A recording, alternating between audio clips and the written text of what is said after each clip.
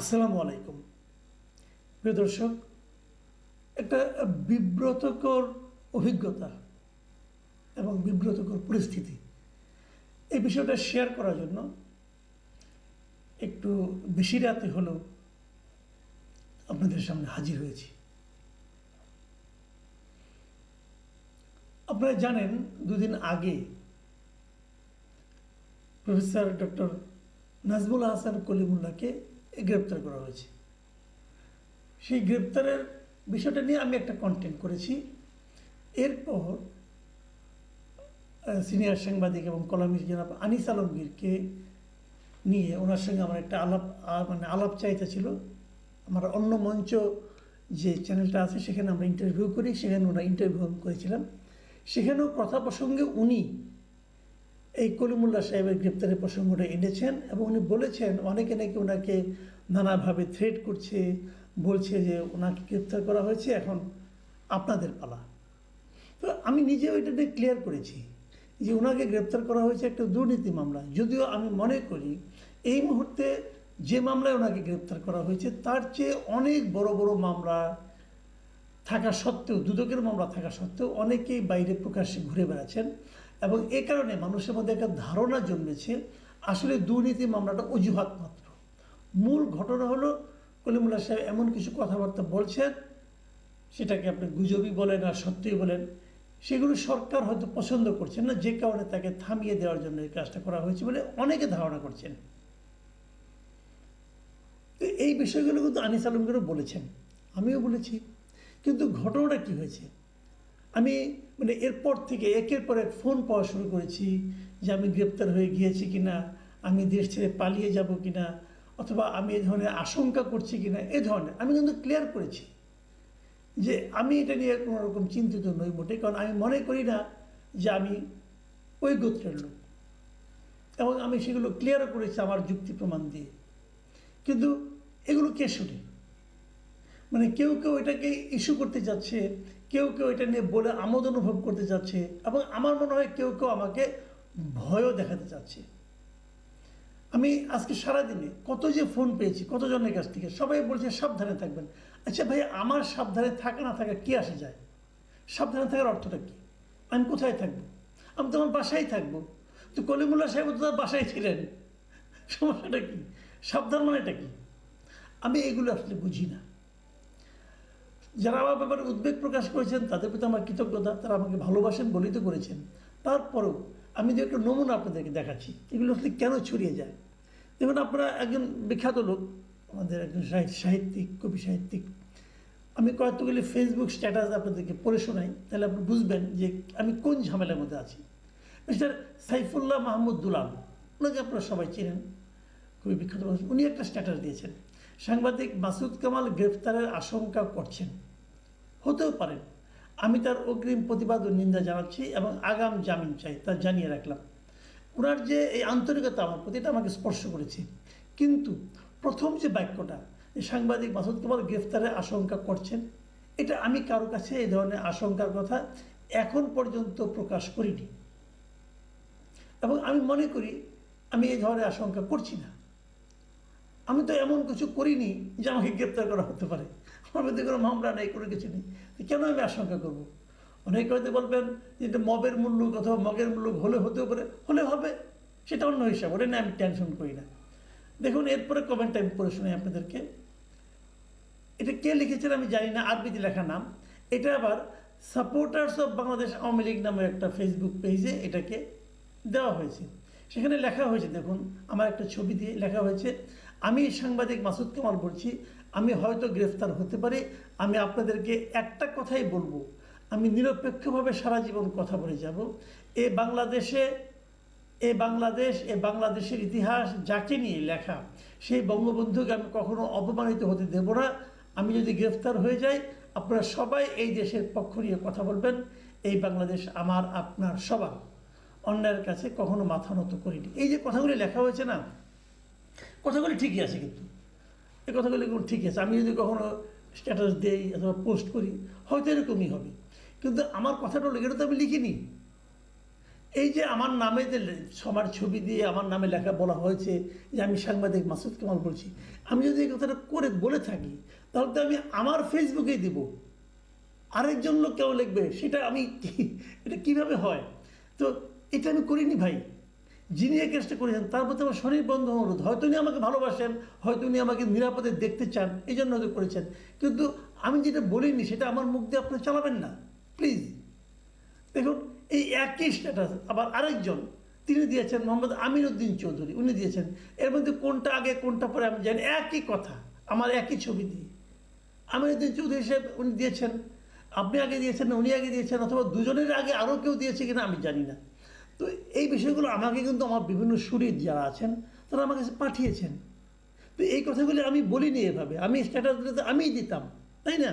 দেখুন, আরও আছে, কালের কণ্ঠে একটা ফটোকার্ড বানিয়েছে, কলিমুল্লাহ সাহেব কট, এবার আপনার পালা কামাল ভাই, যেটা আবার ইনভার্টেড কমার মধ্যে আছে।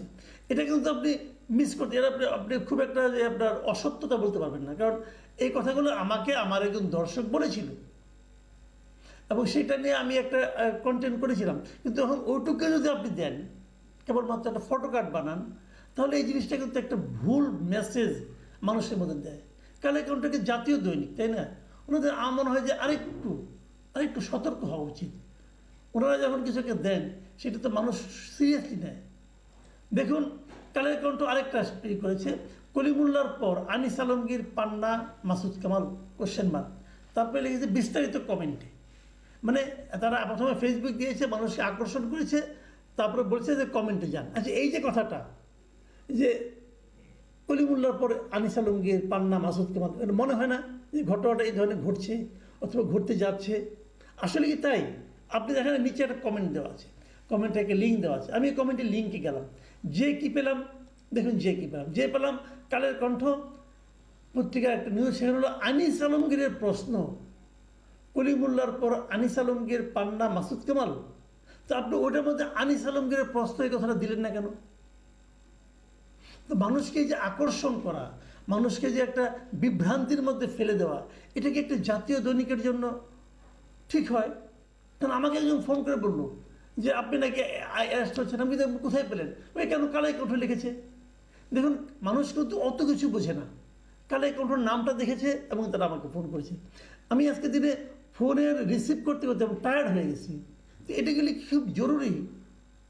দেখুন, আরও একটা দেখাই আপনাদেরকে, তালুকদার মোহাম্মদ SAM স্যাম, পরবর্তী কিছু আছে আমি জানি না, এখানে লিখেছে কলিমুল্লাহ গ্রেপ্তারের পর মাসুদ কামালকে দেশ ছাড়তে বলা হয়েছে। কে বলেছে আমাকে দেশ ছাড়তে? আমি কেন দেশ ছাড়বো? ছাড়তে বললে আমি ছাড়বো নাকি? এটা কি আমার দেশটা? যদি আমাকে কেউ ছাড়তে বলে আমি ছাড়বো না। তো আমি তো আওয়ামী লীগের পুরো সময়টা দেশে ছিলাম, আমি তো দেশ ছাড়িনি, এখন ছাড়বো কেন?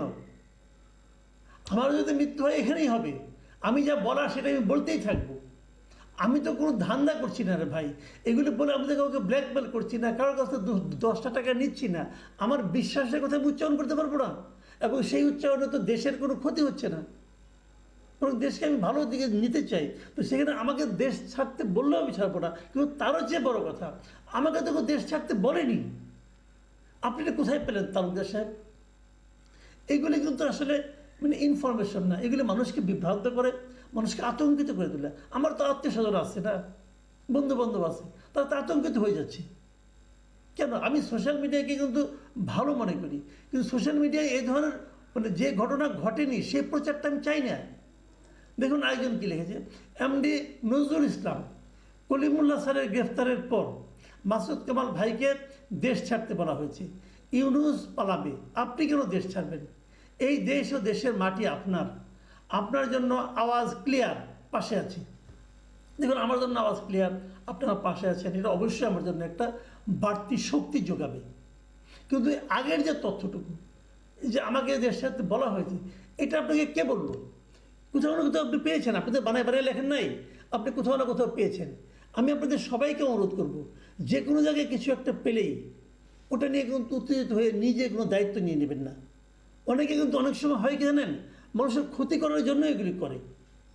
সোশ্যাল মিডিয়া অবশ্যই গুরুত্বপূর্ণ, সোশ্যাল মিডিয়ায় অনেক কথা বলা হয় যা নাকি আমাদের প্রচলিত মিডিয়ায় বলা হয় না।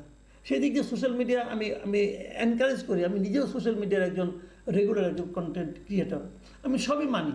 কিন্তু তারপরে আমি বলবো, যদি আমার সম্বন্ধে কিছু বলা হয় সেটা আপনারা একটু যাচাই করে নেবেন। যদি অন্য একজন ব্যক্তির সম্পর্কে কিছু বলা হয় যাচাই করে নেবেন, ক্রস চেক করতে হবে। তাহলে তো আপনি মনে করেন, আমি বললাম তো এটা আমার যারা আত্মীয়স্বজন আছে, আমার যারা খুব ঘনিষ্ঠ, যারা আমাকে ভালোবাসেন, তারা তো এটা দেখলে পরে আতঙ্কিত হবে, এবং সে আতঙ্কের কিছু রেশ কিন্তু আমি পাচ্ছি। দেখুন আরেকটা আমি পড়ে শোনাই, আর পড়বো না, অনেক অনেক আছে ভাই, আমি কয়টা পড়বো, এটি শেষ, আমি আর পড়বো না, আর পড়তে চাই না। এম.বি. কানিজ লিখেছেন, জনাব মাসুদ কামাল, শ্রদ্ধেয় গোলাম মৌলা রনি, জনাব ফজলু সাহেব মুক্তিযুদ্ধের পক্ষে কথা বলে, তাই কি ওনাদের দেশত্যাগ করানোর পরিকল্পনা হচ্ছে? কলিমুল্লাহ স্যারের গ্রেফতারের পর মাসুদ কামাল ভাইকে দেশ ছাড়তে বলা হয়েছে, তাহলে বাকিদের নিয়েও পরিকল্পনার নীল নকশা আঁকছে। সবাই প্রতিবাদ করুন, আমরা আপনাদের পাশে আছি। মুক্তিযুদ্ধের প্রশ্নে আপোষ নেই, আওয়াজ তুলেন। এই দেশ ইউনুসের না, তিনি বাংলাদেশ দেশ মন থেকে ধারণ করে না, প্রয়োজনে উনি পালাবে। মা মাটি মোহনা আপনাদের ছাড়বে না, এই দেশ আপনাদের, কেবলই আপনাদের। বাক স্বাধীনতা টুট টুট করে দিচ্ছে দেখি। যাক, উনি লিখেছেন, আমার কিন্তু একই কথা বারবার, যে ভাই আমাকে নিয়ে কোনো পরিকল্পনা হচ্ছে কিনা এটা আমি বলতে পারবো না। আপনি পরিকল্পনার কথা বলেছেন, এটা আমি জানি না, এটা আমি বলতে পারবো, যে আমি জানি না তা আমি কী করে বলবো। কিন্তু দেশ ছাড়তে বলা হয়নি আমাকে, একদমই বলা হয়নি। অন্য কাউকে নীল নকশা আটা হচ্ছে কিনা তাও আমি বলতে পারবো না। কাজে আমার কথা হলো কি, এমন কিছু বলবেন না যাতে নাকি মানুষ আতঙ্কিত হয়ে যায়, প্লিজ। আরেকটা কথা বলি ভাই, আমাকে দেশ ছাড়তে বলা হোক, গ্রেফতার করতে বলা হোক, কিন্তু সবই হতে পারে, অনেকের জন্য হতে পারে, নাও হতে পারে, আমি জানি না। কিন্তু আমার কথাটা আমি বলে যাব, আপনারা যদি আমার ভালো চান, আপনারা যদি আমাকে ভালোবাসেন অথবা আমার জন্য কিছু করতে চান, একটাই অনুরোধ, আমার জন্য দোয়া করেন। আল্লাহ যদি আমাকে বাঁচাতে চায়, কেউ আমাকে মারতে পারবে না। আল্লাহ যদি আমাকে ভালো রাখতে চায়, কেউ আমাকে ডিস্টার্ব করতে পারবে না। আমি আল্লাহর উপর ভরসা রাখি। আল্লাহ হাফিজ।